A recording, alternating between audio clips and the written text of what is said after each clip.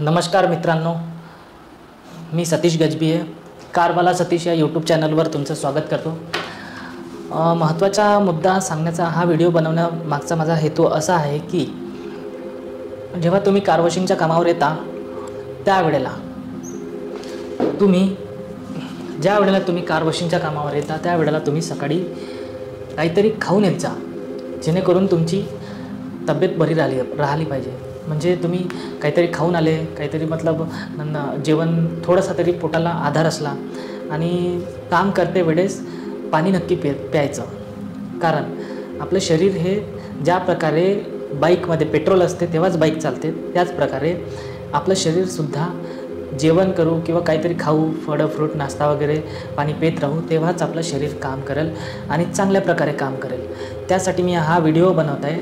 तर तुम्ही येताना एकतर काहीतरी जेवण करून येत जा, खाऊन येत जा, काहीतरी खाऊन येत जा. कारण तुमचं जर पोट उपाशी राहील, उपाशापोटी कोणताही खेळ म्हणा किंवा युद्ध म्हणा, खेळण्याची तयारी किंवा तुम्ही मैदानात उतरून काही करू शकत नाही. म्हणजे उपाशापोटी तुम्ही काही करू शकत नाही. तर कोणतंच काम, कारण आपलं कार वॉशिंगचं काम हे थोडं हार्डवर्कमध्ये आहे. हार्डवर्कमधलं म्हणजे शरीराची हालचाल थोडी जास्त प्रमाणात होते. त्या कारणासाठी तुम्हाला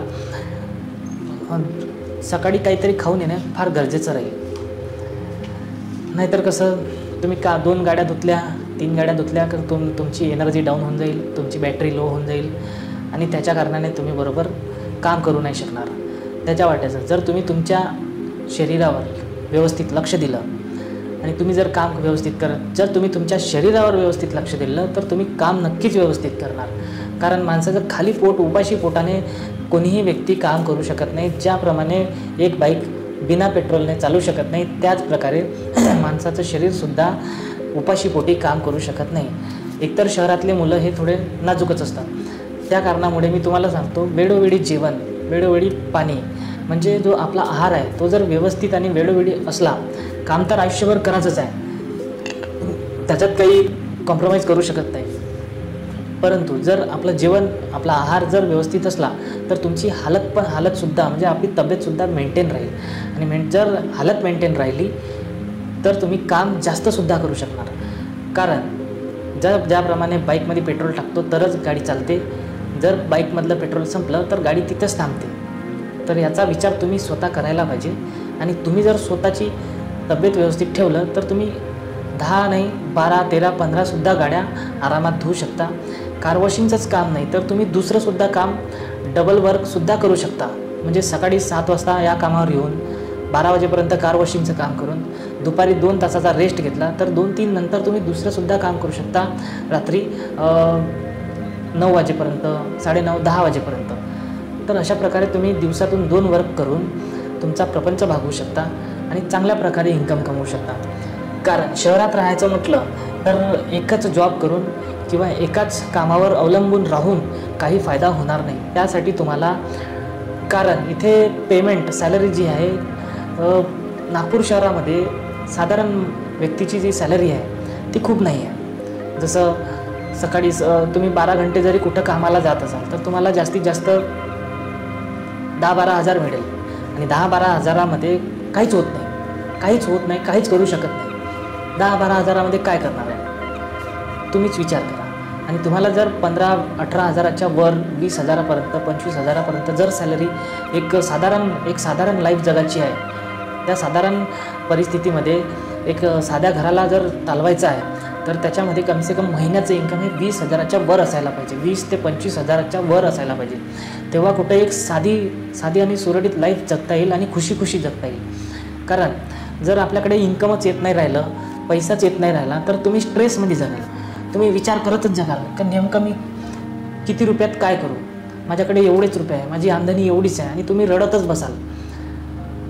प्रत्येक महिन्याला तुम्ही रडतच बसाल की आता याचे द्यायचे आहे, मी घर भाडं कसं देऊ, मी किराणा कसा भरू, मी नेमकं काय दवाई पाणी खर्च कसा. जसं एखादा जर मॅरिड कपल आहे, एका परिवारामध्ये जनरली एक पती, एक पत्नी आणि मुलं, 1 किंवा 2 मुलं, आणि जर त्याच्यामध्ये जर आई वडीलसुद्धा येतात, त्या एका सर्वसाधारण परिवारामध्ये 5 ते 6 लोक आरामात येतात.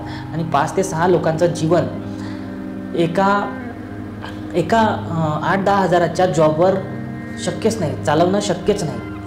तर मित्रांनो, विचार करा.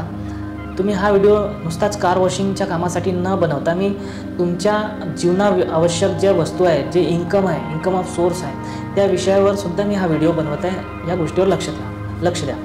म्हणजे मला सांगायचं एवढं आहे की तुम्ही जर आपलं जे शेड्यूल आहे, आपली जे जीवनचर्या आहे, दिनचर्या आहे, म्हणजे आपण सकाळी उठतो आणि रात्री म्हणजे सकाळी उठल्यापासून तर रात्री झोपेपर्यंत या दिवसभरात आपण नेमकं काय करतो हे जर तुम्ही लक्षात घ्याल तर हे खूप महत्त्वाची गोष्ट राहील. तर मित्रांनो, मला हे सांगायचं आहे की जर तुम्ही सकाळी 7 वाजतापासून तर 12 वाजेपर्यंत, दुपारचे 12 वाजेपर्यंत 5 तासात जर तुम्ही 8-10 हजार जर कोणत्या कामावरून कमावू शकत असाल, तर दुपारी 12 नंतर 1-2 वाजेपर्यंत घरी जर गेले आणि रेस्ट घेतला एखाद्या तासाचा, तरी असं जरी केलं तर तुम्ही दुपारी 1 नंतर 2 वाजताच्या नंतर दुसऱ्या कामासाठी तयार होता आणि ते कामसुद्धा सुरळीत चालू शकता. तुम्ही 24 तासामध्ये ज्याप्रमाणे साधारण जे कमी काही लोक, म्हणजे सगळे तर नाही म्हणता येणार, पण काही लोक जे असतात 24 तासामध्ये फक्त एकच दिवस मोजतात, मी फक्त 8 तास काम करेन आणि 8 तासाच्या कामावर मी माझा प्रपंच भागवेन, असा त्यांचा एक विचार असतो.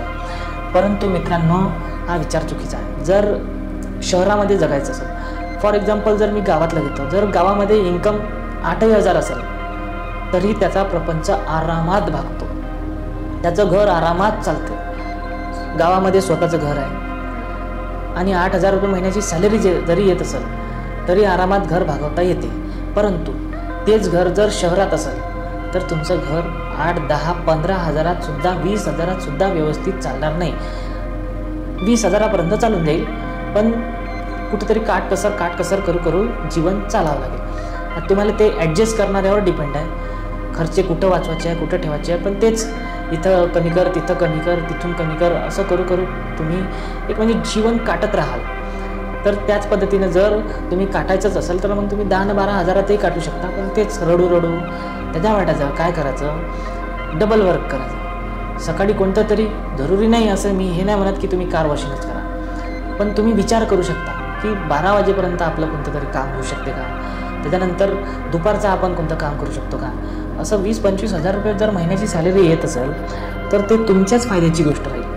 हा व्हिडिओ नुसताच कार वॉशिंगला येणाऱ्या मुलांसाठी नाही तर त्यांच्यासोबतच दुसऱ्यांसाठी सुद्धा आहे. आणि अशा प्रकारे जर तुम्ही तुमचा अशा प्रकारे तुम्ही तुमचं जीवन व्यवस्थित एक नॉर्मल लाईफ कशी जगता येईल याचा, आणि नॉर्मल लाईफ जगण्यासाठी तुम्ही इन्कम कसं वाढवता येईल याचा विचार चांगल्या पद्धतीने करू शकता. तर मित्रांनो, मला एक गोष्ट सांगायची आहे की कार वॉशिंगच्या कामावर जेव्हा याल तेव्हा खाली पोटाने नको या, काहीतरी खाऊन या. नाहीतर आणि आपल्या कामावर तुम्ही पाण्याची बॉटल नक्की ठेवा.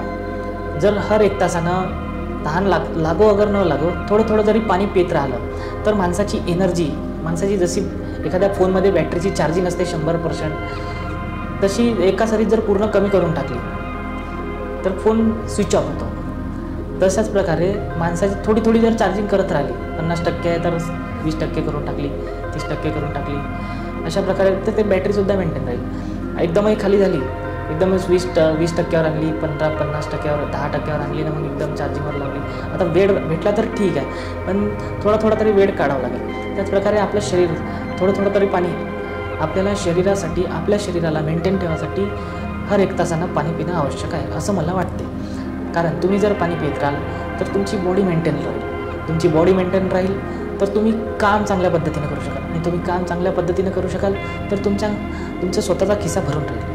नाहीतर मग तेच आहे, त्याच्यात काही अर्थच नाही आहे ना. अशा कामात 24 घंट्यातून 12,000 कमावणं, त्याला काय अर्थ आहे? 24 घंट्यातून 15,000 कमावणं, ते 8 तास काम करणं.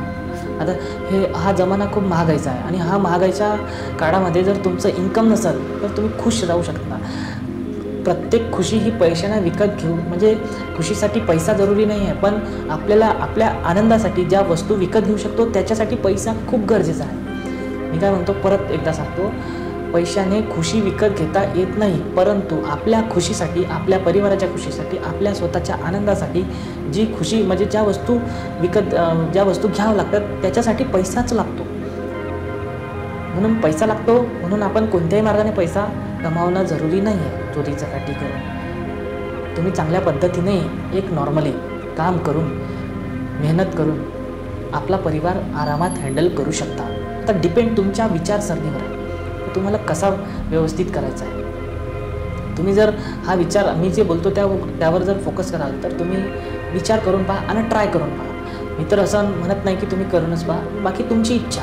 जर तुमची इच्छा होत असेल तर करा, नाहीतर मग बाकी जसं चालू आहे तसं तर राहणारच आहे, त्याच्यात काही इश्यू नाही त्याच्यात. आणि तुम्हाला कधी जबरदस्ती नाही करणार आहे. लहान पोरावर जबरदस्ती करते, हे करते हे करते हे करते, पण जेव्हा माणूस लहान मुलाचा जेव्हा किशोर वयात येतो किंवा जवान बनतो आणि जवानीचा फायदा जर तुम्ही मेहनत करून जर नाही घेत असाल तर तुमची जवानी कोणत्या कामाची. तुमची जवानी मेहनत जवानपणात नाही कराल, शरीर जेव्हा स्ट्रॉंग असते तेव्हा तुम्ही मेहनत नाही कराल तर केव्हा कराल. म्हातारपणी जेव्हा शरीर ढिलं होते तेव्हा मेहनत कराल, जेव्हा शरीराचे हातपाय लुले पांगडे व्हायला लागते तेव्हा मेहनत कराल. मग तेव्हाची मेहनत खरंच तेव्हा तुम्ही मनातून करायला पण जाल तेव्हा तुम्ही करू शकाल का. म्हातारपणी विचार करा. कोणी तर आताच जवानपणातच आलेला आहे. जे माणसं जवानपणात आहे ते म्हातारपणी जेव्हा शरीर ढिलं पडते किंवा लुलं पांगडं पडते किंवा शरीर काम नाही करत, खूप सारे रोगानं जखडलेलं शरीर राहते, त्यावेळेस तुम्ही कोणतं काम करू शकाल.